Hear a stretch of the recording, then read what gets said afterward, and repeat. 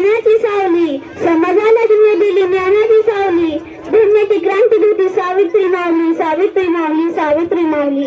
सन्माननीय व्यासपीठ, वंदनीय गुरुजन वैभव आणि येथे उपस्थित माझ्या प्रिय मित्र मैत्रिणींनो, सर्वांना माझा नमस्कार. माझे नाव सत्यमेव सरपटे आहे.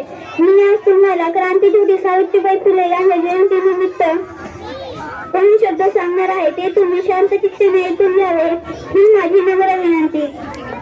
सावित्रीबाई फुले या भारताच्या पहिल्या महिला शिक्षिका होत्या.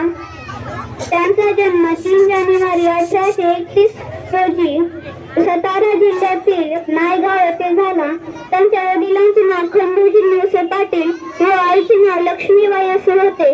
वयाच्या 9व्या वर्षी त्यांचा विवाह एक थोर समाजसुधारक ज्योतिबा फुले यांच्याशी झाला. त्या काळी स्त्रियांनी शिक्षण घेणे हा महापाप मानले जाईल. अशा कठीण परिस्थितीत ज्योतिबांनी सावित्रीबाईंना लिहायला व वाचायला शिकवले.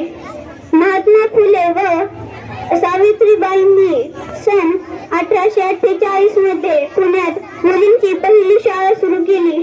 सावित्रीबाई मुलींना शिकवायला जाताना लोक त्यांच्यावर शेण, दगड, चिखल फेकत असत, तरी त्या डगमगल्या नाही.